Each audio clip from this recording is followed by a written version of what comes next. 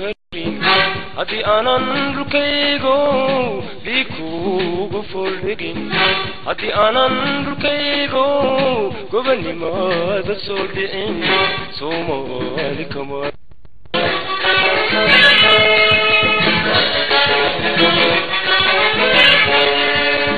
هدي أنا نركيغو روح أداوكو كريم هدي أنا نركيغو ليكو غفولدين هدي أنا نركيغو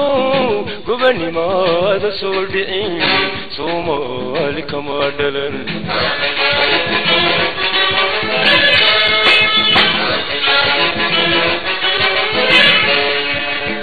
مالكا غمان دغن عني سمان دمين مالكا غمان دغن عني سمان دمين ايتنا دب ملدين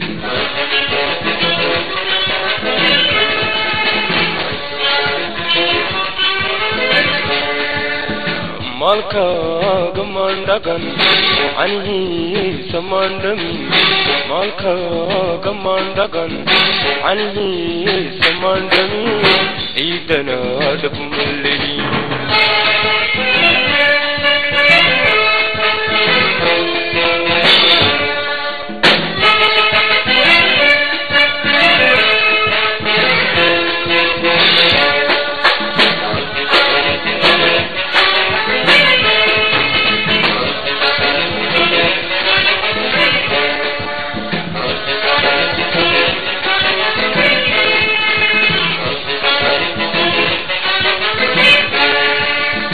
هدي أنا نركيغو قاتشكو قدومنان هدي أنا ندبات دا دعد سومك فؤادكين هدي أنا دحنتيو من العدبا ودريرن سومالك مادلن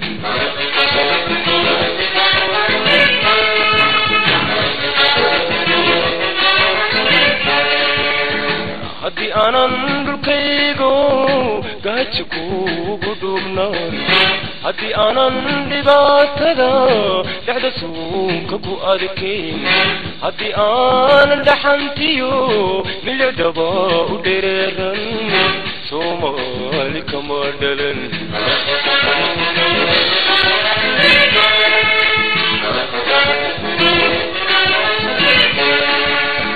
رتميرا كمان قرن ونيقا وبمان عين رتميرا كمان قرن ونيقا وبمان عين ومدغاد المقاعة رتميرا كمان قرن ونيقا وبمان عين رتميرا كمان قرن ونيقا وبمان عين ومدغاد المقاعة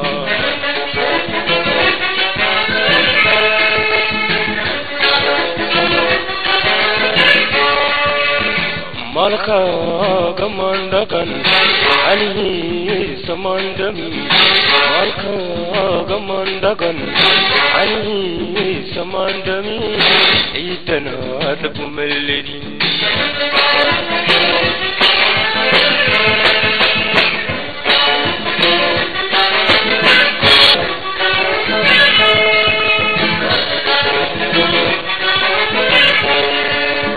هدي أنا نركيغو روح أداوكو كريم هدي أنا نركيغو ليكو غفولدين هدي أنا نركيغو قبل ما بسم الله الرحمن الرحيم أعوذ بالله من الشيطان الرجيم الحمد لله رب العالمين دمان وزيرك وزارة قاشاندقة وزيرك عافماتك وزيرك حوينك وزارة قاشاندقة تليا عيدا مضى waddanka aan saaxiibka nahay oo Itoobiya saraakiisha kala tolo socota waxa shacabka Soomaaliyeed oo halkan jooga xildhibaanada dhammaan saraakiisha saraakiil xigeenada meeshan jooga waa salaamantiin በሙሉ እዚህ ያላችሁት አሁን የመጡት እንግዶችና ሚኒስትሮችም እዚህ የቆያችሁ መኮንኖችም የኢትዮጵያ መኮንኖችም ፓርላማዎችም ሁሉም ሰላም ይላችኋል። waxa maanta aad iyo aad farxad u ah ummadda Soomaaliyeed guud ahaan meel ay joogtaba ciidamada xoogga dalka Soomaaliyeed iyo shacabka Soomaaliyeed iyo saaxiibadan oo runtii gacan weyn naga siiyay muxuu ahaa arrimaha la xiriira wax la qabashada iyo gacansiinta ciidamada Soomaaliyeed አሁን በጣም የምናመሰግናቸው የሽግግር መንግስቶች የሰሩት ስራና እዚህ ያሉት የኢትዮጵያ መኮንኖች እና የኢትዮጵያ ሰራዊት የሰራውን ስራ ያስደን ድጋፍ በሚገባ እናመሰግናለን waxaan rabaa halkan inaan ku ogeysiiyo wax badan oo ummadda Soomaaliyeed mararka qaar kood isweydiiso oo ah ciidamada muxuu ahaato kala gadisan ka tirsan regionkan degan oo ku jira ururka IGAD ama ku jira African Union in ay goosteen oo go'aan gaareen oo markii fadhiyada kala gadisan lagu yeeshay Nairobi, Addis Ababa, Muqdisho iyo meelo kala gadisanba in ummadda Soomaaliyeed gacan la siiyo እና በኢጋድ በተደረገው ስብሰባዎች በተለያዩ ቦታዎች በተደረገው ስብሰባዎች የሚነሳው የሶማሊያ ህዝብ ድጋፍ እንዲደረግለት የሚል ነው wasiirada gaashaandhigga markay yeesheen fadhiyadooda ugu dambeeyay iyo fadhiga ugu dambeeyay taliyaalka ciidamadu ay yeesheen waxa la siiyay waajibaad kala gadisan oo ah in muxuu ahaata meelo badan laga xoreeyo cadawga al-qaacida iyo al-shabaab dhalinyaradii la marin habaabiyay እና መጨረሻ ላይ የተማጆር ሹሞች ስብሰባ ነበር በዛ ውሳኔ ተወስኗል የተማጆር ሹሞች ስብሰባ የምንድነው የተወሰነው ውሳኔ አልቃይዳ ከሶማሊያ ነፃ እንዲወጣና በተለያዩ የተማጆር ሹሞች አገሮች ግዳጅ ተሰጥቷል ciidankuna asagoo ciidanka waajibka markii la siiyayna waxa la goostay meelaha ugu horeynaya oo la xoreynaya laga xoreynaya cadawga ይሄ ሲደረግ ደግሞ ግዳጅ ተሰጥን መጀመሪያ ነፃ የሚወጡ አካባቢዎች ተብሎ ደግሞ ተለይተው ነበር isaas daraadeed ciidamada IGAD ayagoo jooga qolo walba waajibka la siiyay waajibka ugu horeeya halkan ciidamada Soomaalida la taakulenayo gacan la siinayo waxa baydhabo waajibkeeda la siiyay inay gacan ka siiso ciidamada Itoobiya አንደኛ መጀመሪያ ነፃ የሚወጡ ከተባሉና ከተወሰኑ ቦታዎች አንደኛ ባይደዋ ነው ባይደዋ ደግሞ ነፃ እንዲወጣ የኢትዮጵያ ሰራዊትና የሽግግር መንግስት ያገዙ ባይደዋ ነፃ እንዲያወጡ ነበር የተሰጠው ግዳጅ ciidamo kale oo ka tirsan muxuu ahaa IGADna waxay gacan siin doonaan ciidamada Soomaaliyeed meelo kale ayaguna xoreyn doonaan haddii la idmo ሌሎች የኢጋድ አባል የሆኑ ወታደሮች ደግሞ ሌላ ቦታ የኢትዮጵያ የሽግግር መንግስቱን ድጋፍ ያደረጉ ሌሎች ቦታዎች ነፃ ያወጣሉ isaas daraadeed waxa weeye waxaan rabaa ummadda Soomaaliyeed meel joogto inaan ogeysiiyo iyo shacabka Soomaaliyeed in ay tahay waajib guud oo muxuu ahaa IGAD ay tahay ayadoo ka qayb qaadanayso member state-ka ay ka qayb qaadanayaan in ay gacan ku siiyaan ciidamada Soomaaliyeed sidii ay gacan ugu soo qoolin lahaayeen nabadgelyadooda እና ሌሎችም የኢጋድ አባላት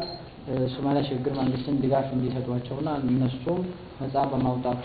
አልቃይዳ በመደምሰሱ ዙሪያ እነሱም ድጋፍ እንዲያደርጉ እንጠይቃለሁ maantana taasaa sababtay inaan maanta baydhabo joogo gacantaas la isisiinayo wada jirkaas iyo in laga hortago cadawga muxuu ahaa regionkan ama aagan in muxuu ahaa laga hortago si aysan dhibaato wax u geysan ummadda Soomaaliyeed intay u geysateena laga xoreeyo dawladaha dariskana sidoo kale aysan u geysan እና ዛሬ እዚህ ባይደዋ መጥቼ እንትን እንዴት የፈቀደው ድጋፍ ስለተደረገልን ነው ለሽግግር መንግስቱ ሰራዊት እና እኔ አሁን ባይደዋ እዚህ መጣሁት በዚህ ድጋፍ ስለተደረገው መሰረት ባይደዋ ነፃ በመውጣት ነው ሌሎችም ድጋፍ እንዲያደርጉልን እንጠይቃለን saas daraadeed baan waxaan maanta halkan ugu hambalyeynaya sidii hore baan u sheegay ciidamada xoogga dalka Soomaaliyeed ayagoo kaashanaya ciidamada Itoobiya oo ka tirsan IGAD members in ay muxuu ahaa ummadda Soomaaliyeed ka xoreeyaan cadawgii waxaan jeclahay inaan ku soo dhaweeyo haday suuragal noqoto muxuu ahaato wasaaradda wasiirka gaashaandhigga iyo wasiirka xogeenkii labadaba way socdaan inaan ku soo dhaweeyo wasiirka wasaaradda gaashaandhigga wasiirka xogeenka wasaaradda gaashaandhigga እና ሽግግር መንግስቱ እና የኢትዮጵያ ሰራዊት በሚገባ ነው ማመሰግነው ድጋፍ መቀጠሉ የሚቀጥል አሁን ከኔ በመቀጠል ትንሽ ንግግር እንዲያደርጉ እንጋብዘው ምክትል መከላከያ ሚኒስትር wasiirka xogeenka wasaaradda gaashaandhigga maxaa alcatosh ku soo dhawow bismillaahir rahmaanir rahiim marka ugu horeyso waxaan salaamayaa ummadda Soomaaliyeed meel kasta ay joogto oo Soomaaliyeed salaamaya waxaan salaamayaa mataqaanaa inta nabadda jecel oo adduunka nabadda la jecel meel kasta oo nabadu laga doonayo waxaan rabaa inaan idin sheego annaga waxaan haddii aan nahay wasaaradda gaashaandhigga waxaan halka u nimid in aan sukureedsada iyo ciidanka dhismahooda hadda laga shanqariyey inaan wax ka dhisno aanu maaragtay dhex galno ciidanka iyo waxa ka maqan waa ognahay ciidankana wasaaradda gaashaandhiggu hoos yimaadaa annaga ayuuna hoos yimaadaa wixii khaladoo dhacayna oo jirana waa saxaynaa haddaysan wax jirinna waa ogaanaynaa wixii jiro saasaan u nimid waxaan u nimid sorry marka ምንድነው እሳቸው እኔ ለሰላም ፈላጊ ህዝብ ሁሉ ሰላምታዬን አቀርባለሁ በመቀጠል የኢትዮጵያ ሰራዊት እዚህ መጥቶ ብዙ ድጋፍ ባያደርግ ኖሮ እዚህ መምጣት አይቻልም ነበር እነሱንም በጣም ነው የማመሰግነው እኛ አሁን እዚህ የመጣ ነው የሽግግር መንግስቱን ሰራዊት በሚገባ ለማደራጀትም ጭምር ነው midda ciidanka markii hadda aan meeshaan dhamaysano waxa la wixii ciidan israakiisha goolaan isku arkaynaa wixii dhibaato jirana waxa laga rabaa taliyaha iyo saraakiisha inay soo gudbiyaan አሁን ይሄን ተሰባ ከጨረስኩ በኋላ የሽግግር መንግስቱ ሰራዊት አዛዦችና ኮሚቴዎች የሰራዊቱ ኮሚቴ ነው ያለውን ችግር እንዲነግሩን እንፈልገው እና ከዚህ በኋላ ከነሱ ጋር እንነጋገራለን ciidanka mishaarka qaata ama yoosan qaadin waa wax hoose waa wax sir ah aan la rabin in laga hadlo saasaan ka waday markii aan lahaa halaga daayimiye ሰራዊቱ ደሞዝ ይውሰድ አይውሰድ ይሄ የውስጥ ጉዳይ የውስጥ ነው ምስጢር ነው ቅድም ለዛ ነበር በሚዲያ አይነገር ያልኩት ይሄን ለማለት አስቤ ነው waxaan rabaa warka ma badinayo wasiirka ila socdo warka waxaan ku wareejin doonaa wasiirka asaga ayaa sorry warka waxaan ku wareejin doonaa wasiirka caafimaadka asaga ayaa asagana wuxuu dhihi doonaa in yar marka inteena kale waa iskugu soo noqonayna annaga iyo saraakiisha walaalahayn ah iyo operation ka soo u soconayo xaalad shibil maaha waa xaalad military waa xaalad sir ah እና ከኔ ቀጥሎ የጤና ሚኒስትር ማንዱ የጤና ሚኒስትር ምክር ያደርጋሉ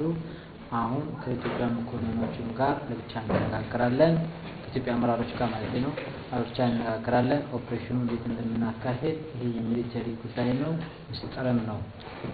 sida looga wada shaqeyn lahayna waa laga wada hadlayaa እንዴት እንደምንሰራም እንነጋገራለን wixii tala aan waa bixinaa wixii talana siina waxaan ka qaadanayna የሚሰጠንን ሀሳብ እንቀበላለን እኛም ሀሳብ እንሰነዝራለን warkii waxaan ku soo gabagabeynaa waa mahadsantihiin iyo dhageysiga wanaagsan aad dhageysateen wasiirka caafimaadka ku wareejinaa الصلاة والسلام على أشرف الأنبياء والمرسلين سيدنا محمد صلى الله عليه وسلم مدن رئيس الوزراء كحجين وزير كدفاع مدن وزير كحجين كوزارة قاشاندقة تليها عيد مدى جنرال جون تليها عيدا كإثيوبيا iyo madaxda kale oo ciidanka Ethiopia oo generaalka la socotay xildhibaanada qaarkood halkaan aan ka arkayo dhammaan shacbiga Soomaaliyeed salaamullaahi calaykum wa rahmatullahi wa barakaatuh salaanka bacdi waxaan isugu hambalyeeynaa waxaad idinku qabateen haddaad tihiin ciidanka xoogga dalka Soomaaliyeed iyo ciidanka walaalaheen Ethiopia oo had iyo jeerba nala garab taagan sidii aan wadankeena uga saari lahayn balaayada soo gashay oo naf iyo maalba cunaysay haddii alla ku roon yahay dawlad wanaag iyo nololna aanu gaari lahayn መጀመሪያ ሰላምታን ያቀረቡት የኢትዮጵያ አመራሮች በጀነራል ሞጆን የሚመሩት በጣም ነው የማመሰግነው ሰራዊቱንም የሰሩት ስራ በጣም ነው የማመሰግነው የሽግግር መንግስቱም የሰራው ስራ በጣም ነው የማመሰግነው ሚኒስትሮችም ሰላም ይላችኋለሁ ፓርላማንቱም እንደዚሁ ሰላም ይላችኋለሁ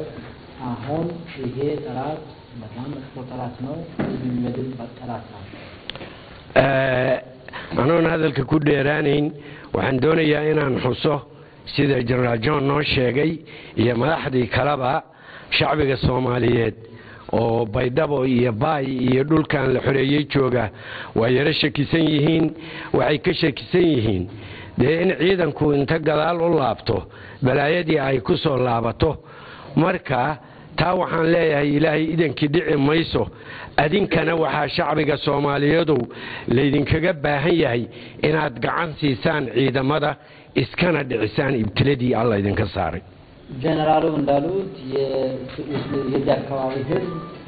ሰራዊቱ ይመለስና እነዛ ሰዎች መጥተው ችግር ያለው ችግር ይፈቱልናል የሚል ስጋት አለ። ይህ ስጋት አይኖርም ብዬ ቃል ገባላችኋለሁ እና እናንተ ደግሞ የሚፈልገው ለሰራዊቱ ድጋፍ እንድትሰጡ እንድትተባበሩ ደግሞ ከእናንተ ይፈልጋል።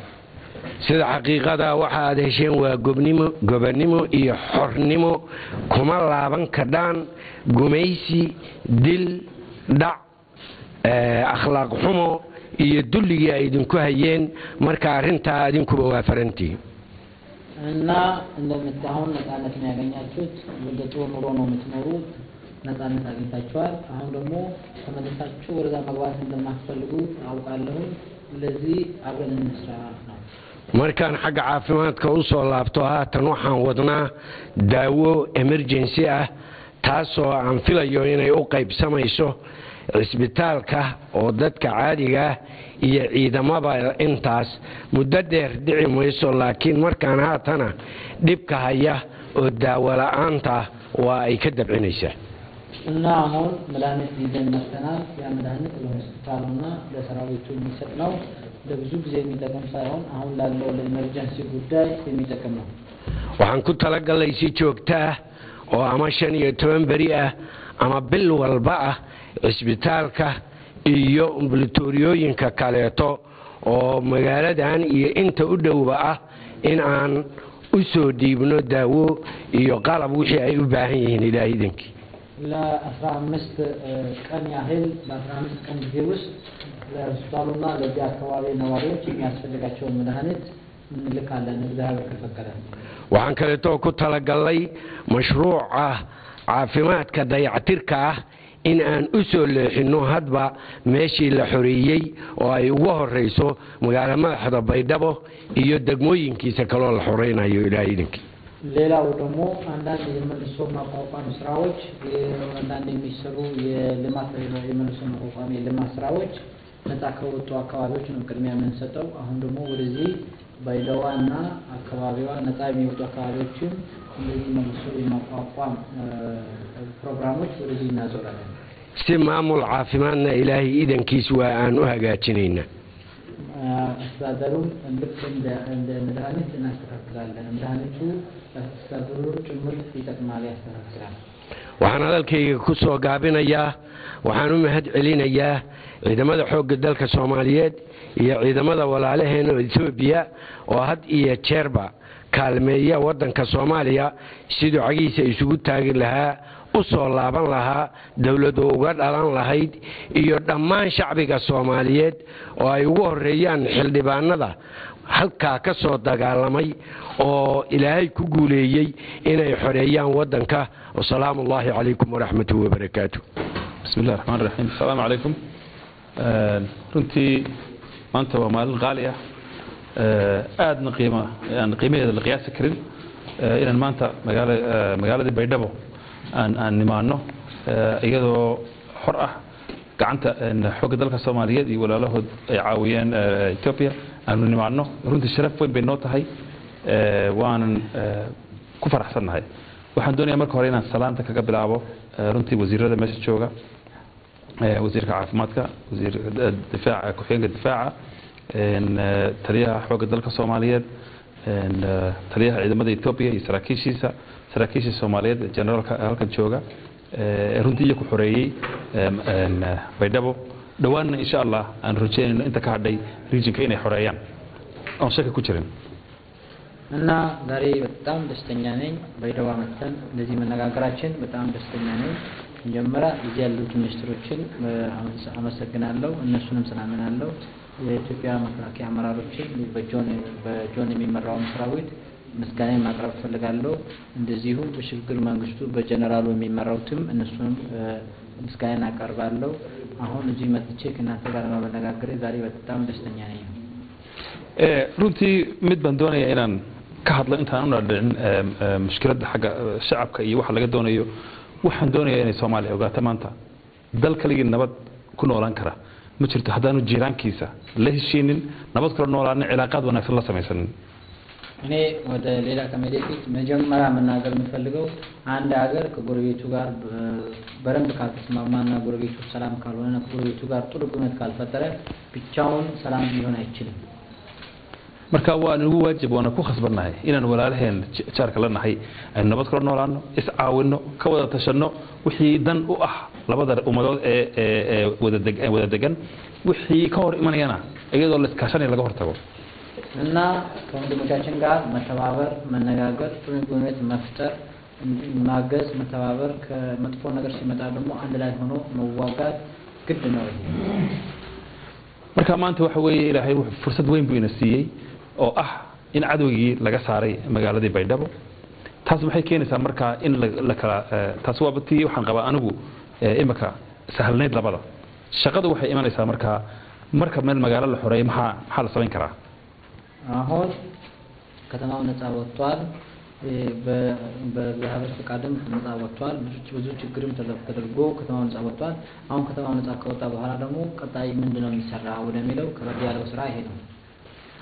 muqdisho hadan mitaalka soo qaadano laana dadku inay markasta history-gooda ku noqdaan meelaha ay soo mareen ka faa'iideystaan sida generalka John Shegeba waa runtiis barigii hore muqdisho marka meel laga xoreeyay al-shabaab waxay kadib way soo noqon jireen dadkii dawladda caawiyana wala ciqaabi jiray marka shaki badan baa jiray bilowgii markii laga saaray al-shabaab muqdisho laakiin waxaanu ku adkaysanay in aan marna dib loo soo noqon hore loo socdo taasoo keentay in shacabku kalsooni ku yeeshaan dawladooda iyo waliba xagga militariga oo dabadna marka ay nala shaqeeyeen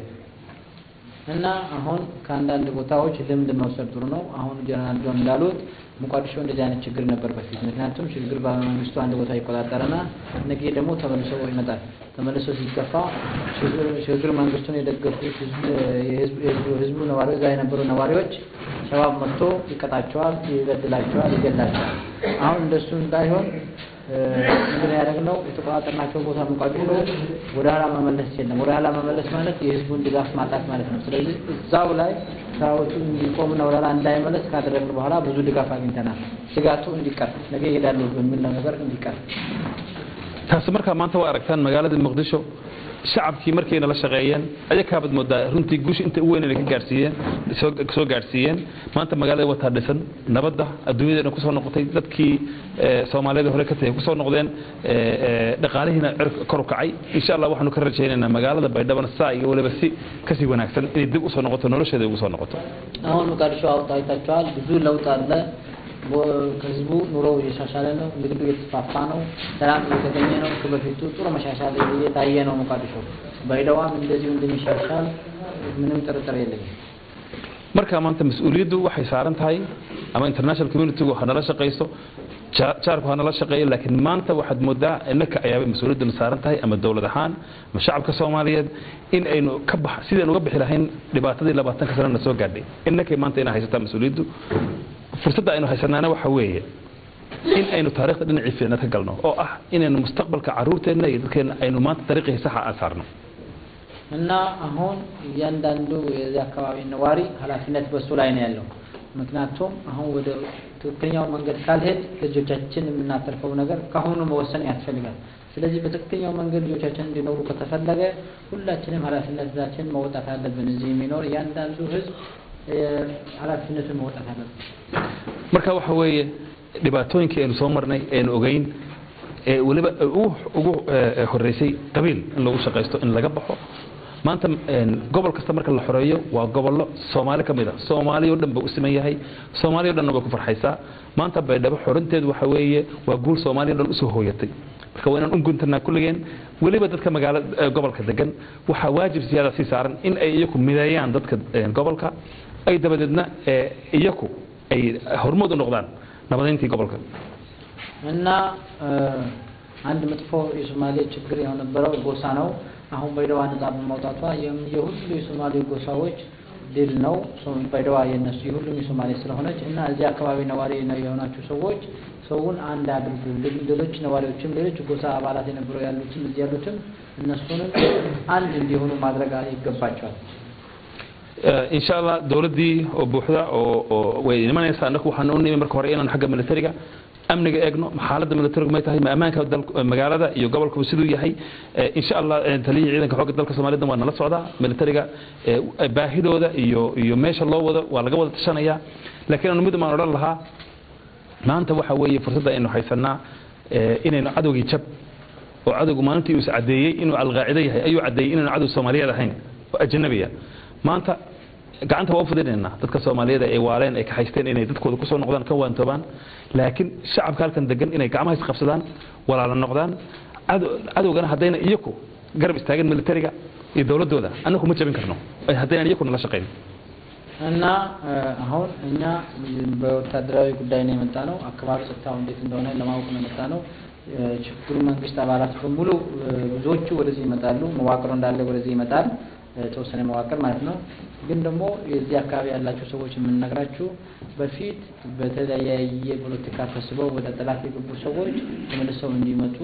ጥሪ ቢያደርጉላቸው ጥሩ ነው እና ሌላ ደግሞ ለነግራችሁ የምፈልገው እናንተ ለሽግግር መንግስቱና ለተራዊቱ ድጋፍ ካልሰጣችሁ ህዝቡ ማለት ነው ጠላት ልናሸንፍ አንችልም እና እናንተ ድጋፍ ካልሰጣችሁ ጠላት ልናሸንፍ አንችልም ስለዚህ እኛ ድጋፍ እናንተ ድጋፍ መገኘት አለበት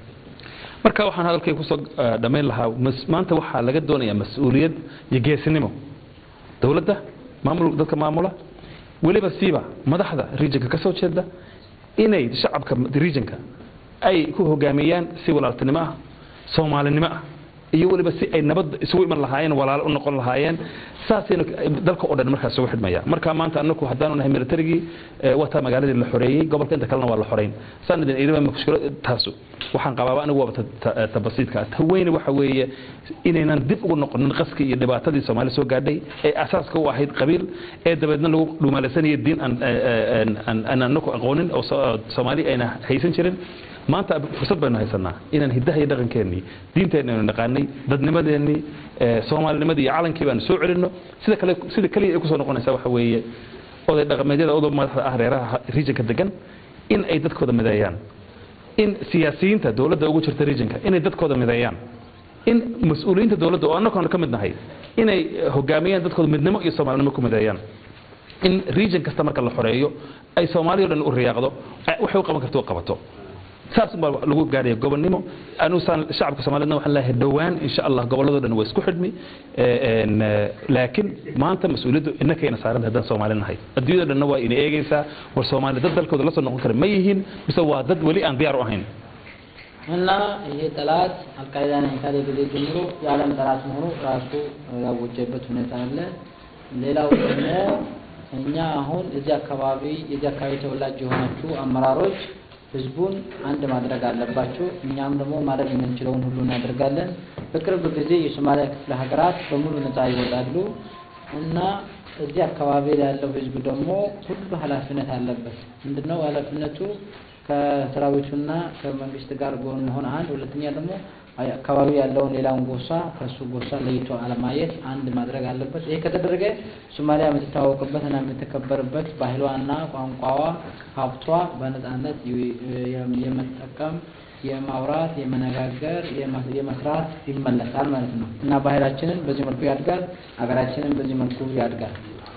way marka Soomaali waxaan oran lahaa maanta insha Allah dhawaan waa midoobaysa waa dad walaal ah isku af ah isku diin ah isku dhaqan ah runtii mushkiladeenu saynu ka dhigana maaha waa mid meel dhow jirta aanu soo qabanno aan caruurteena mustaqbalkooda ka shaqeyno maanta innaka weeyaan dadka ayna eeganayaan xageey bay noo wadaan waxaanu u wadnaa walaaltinimo iyo Soomaalinimo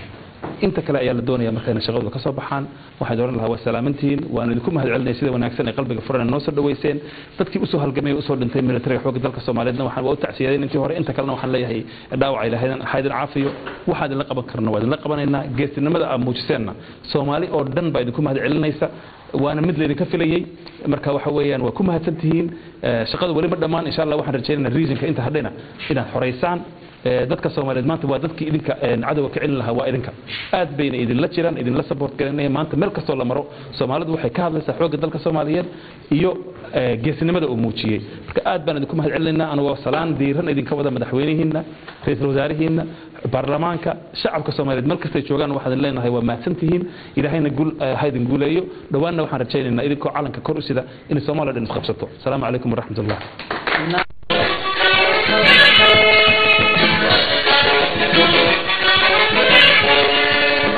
هدي أنا ندركيغو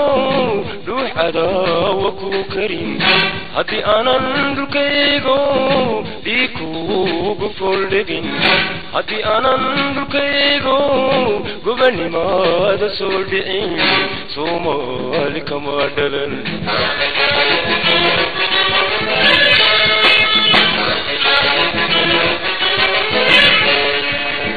مالكا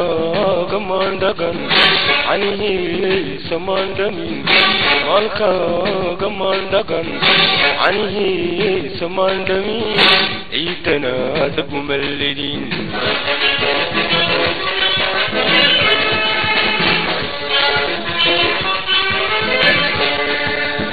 مالكا كمان دقن عني سمان دمين مالكا كمان دقن عني سمان دمين عيدنا دب ملدين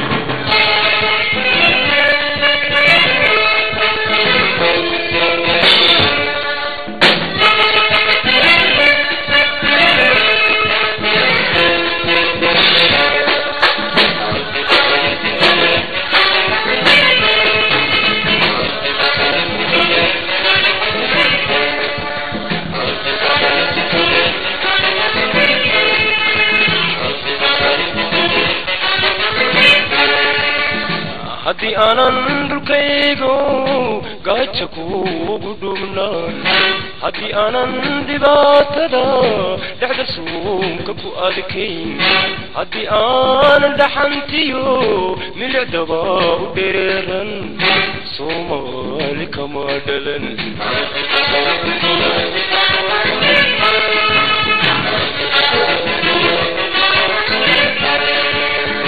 هدي أنا ندركيغو قايتشكو قدومنان هدي أنا magacayga waxaa la yiraahdaa gaashaan sare aadan cali xasan taliyaha qaybta gobolka Baay muddo hadda intaan joognay saldhigii si toos ah u shaqeeya ciidanka booliiska oo ku kulmayay ilaamihii kala duwan ee booliisku waa shaqeeyaan marka ilaahay xamdigiisa wataan arkaysan saldhigii waxa ku xiran maxabiis 22 kamid ah gaashira hadda loo gudbiyay maalintii shalay antooda kalena hadda intay ku xiran yihiin waa arki doontaan iyagoo leh caruurtii yaryareed oo nimankan shabaabka ay habaabsheen oo tababareen oo markaad aragtid waa 12 jir 12 jir ah oo la tababaray oo afkooda aad ku wareysan doontaan idin warrami doona oo qaabka miinooyinka farsamooyinka lagu tababaray iyo maxabiista kale oo isugu jirta kuwa dagaalamay iyo kuwa kale dhaawac bixinayba gargaaray intay ku jiraan tirada guud meeqay gaaraysaa maxabiista tirada guud waa 49 22 kamid ah ayaa waxa la geeyay gaashiraha hadda loo wareejiyay anti kalena halkaan ay ku jiraan إيسا عبد المهدي أنا شاء مقول هيا ما لكن يري هرتقوها بام قشان با قشان هاجر بام ينك دهري بام قشان وقارا بس كجيري هذا أنا بس كسيري قشان ريبوا هاي قلنا سقاري هذا مدن بعدي هاي كوشي همي هاي قال كقدر أنا نبي أوف صداي كددي ودون تجاي لني دري تايم بالي بدل تجاني كدر أنا دري بالي قرار جي يا كنا كوري يكون ماذا يكون لكن دي سومالي كما دلن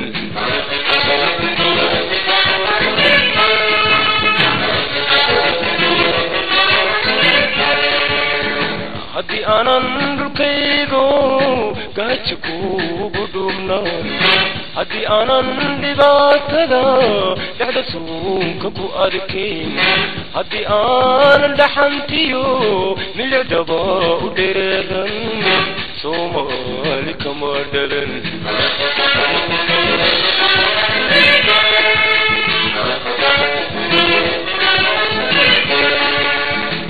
كميرا كمان قرن دونيغا وبمان عين كميرا كمان قرن دونيغا وبمان عين ومتغاد المقاعة كميرا كمان قرن دونيغا وبمان عين كميرا كمان قرن دونيغا وبمان عين ومتغاد المقاعة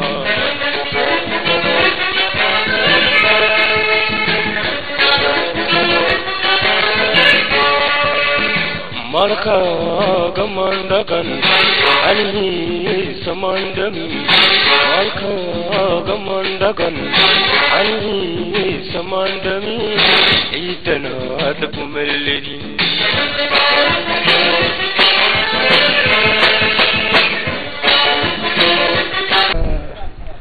تيجي قرنك وأنا محضرين هنا شغالة هذا كلامنا وفي عنا وبيجي ده مقالة بيدوان كسرنا هاي مقالة بيدو سفي عم بنوسو دويش أكيد دقنا الحمد لله أننا جنوا ونكسرنا هاي ونوجه دان بربور كماشي يوحي اللو بيستي يقول هذا نبديت كايو بيستين هذانا إن شاء الله تعالى هدي إلهي أقولاله وحنجع هاي إن بيدو بجناي أم دب وسوء إن بيدو بجناي ذا وقرتي مركا كورن ان مركا halkaan timaadeen kadib wax dhibaatooyin aad kala kulanteen kooxihii nabadgelyada meesha laga ceeliyay miyaa jiraan wala ma aan arkin wax meelahaas ay wax ku soo tuureen marba jirta nabadgelyada magaalada okay wayna fiican tahay wax boor balaan kama jiraan ka waran ganacsiga magaalada waxaan arkayay dukaamo fara badan sanaadeeq iyo dhismooyin cusub oo laga hirgeliyay magaalada dhexdeeda ka waran dhismooyinkaasi ma kuwa hadda dhow soo galayba oo la bilaabay masa xiliyadii oo shabaab halkaan ka talinayba waa ka jiray umay horay intaanan xukuumadii hore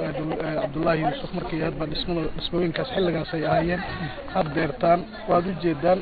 magaalada way furan tahay waa idinka indhihiina ku soo arkay shaqadeeda way socotaa shacabkii dib ay ugu soo laabteen wayna fiican yihiin wax dhibaateena kama jiraan وقرتي قدومية هذا واحد قصنا هاي باسمه حرنتي مدحتويدا حلقي دولدي عبد الله يوسف أحمد سيادة وشنا ذو الوش قنجري وحي الوقتين الباب بدي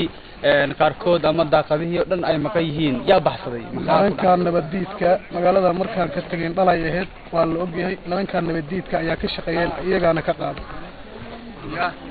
iyaga qolada nabaddiidka ayaa ka qaaday alaab wixii yaalay waad u jeedaa magaalada markaan ka baxayna dhalay haddana wajiga ay leedahay raggii xukuumaya gacanta ku hay ayaa ka dambeeyay waxyaabaha ka muuqda burburka wax howlgallada ka sameeyeen degmada Baydhabo tan iyo ciidamada Itoobiyaanka iyo kuwa Soomaalida markay gacanta ku dhigeen howlgal ballaaran baan ku sameeynay magaalada waad u jeedaan amnigeedu wuu fiican yahay haddana sanitation baan rabnaa inaan ka fulino oo wixii burbura iyo wixii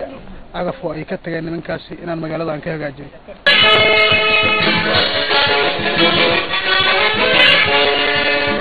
هدي أنا نركيجو روح أداوكو كريم هدي أنا نركيجو بيكو بفولدين هدي أنا نركيجو قبني ما ذا سولدين سومالي كما دلل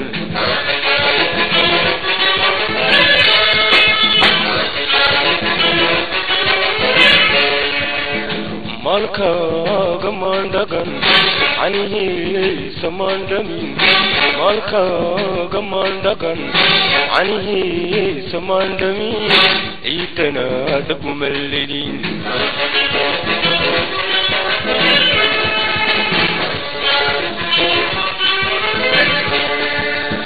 مالكا كمان دقن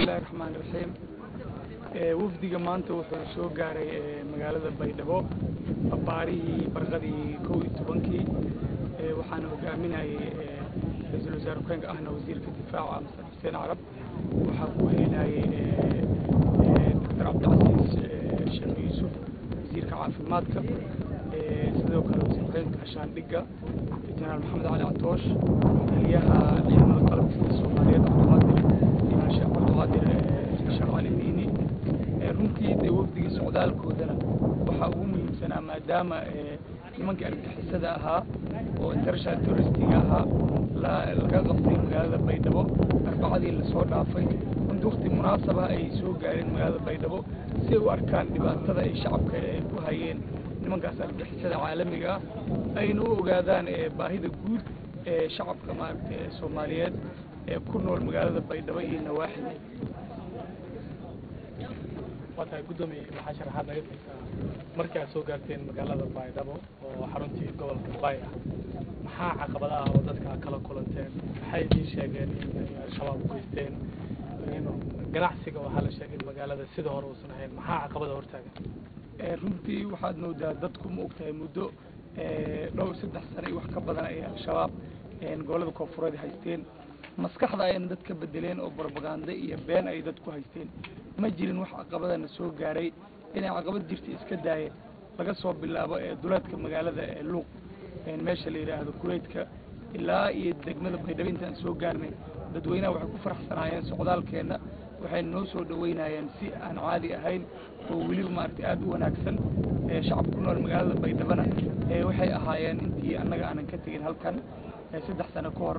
magaalo shidan oo dadkooda ay nool yihiin ee caafimaad qabaan hay'adii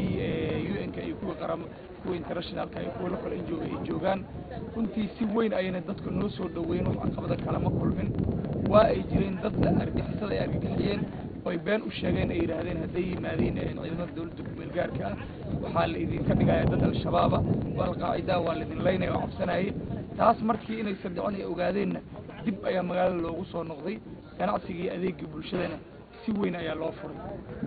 qofka tusaale ahaan shabaabka tirsanaa oo maanta magaalada Baydhabo jooga haddii uu soo dhigay ciidamada dawladda ee Baydhabo ku sugan muxuu yahay xukunkiisa mise cafiska guud ee dawladda fidisay ay la qabtaan annaga waliba midka guud ee dawladda fidisay ma ahane mid gaar ah ayaan fidinay oo muddo 30 cisho ku kooban waxaana ugu baaqnay maleeshiyaadkii maskaxda laga bedelay oo maxay ahayd qalbigooda ay tirtireen nimanka argixisada ah inaan cafis 30 maalmood u fidinay aana waliba gacan aan u fidinayna soona dhaweyn doono sababtoo ah dhalinyaro maskaxdooda la qalday oo aan garaadkooda aan bislaanin aqligooda aan meel sare gaarin oo maskaxda laga xaday ahayd si weyn ayaan go'aansan inaan u soo dhaweyno taas ayna shacabka dareemeen si weyn ay hadda shacabka waxay u baahan inay la soo xiriiraan oo ay noo soo sheegaan wixii caqabada iyo meesha ay ku dhuumalaysanayaan dadka maaragtay al-shabaabka mar labaad waxaan ugu baaqaynaa hooyooyinkii aabayaashii dhalay wiilasha maskaxdooda laga xaday in aysan duurka iyo meelaha baadiyaha aan lagu dhamaynin in maxay ahayd ay soo noqdaan ay u soo noqdaan dalkooda iyo dadkooda waxbarashadoodii iyo noloshoodii dhaqdhaqaaqooda inay u soo noqdaan ayaan ugu baaqaynaa waata ugu dambeyntii magaalada Baydhabo al-shabaab iyagoo aan ku dagaalamanay isaga baxeen xagee ku tuhmaysaan mase ka filanaysaan in weerar rogaal celis ay magaalada ku soo qaadaan oo joogitaankii qalqal ay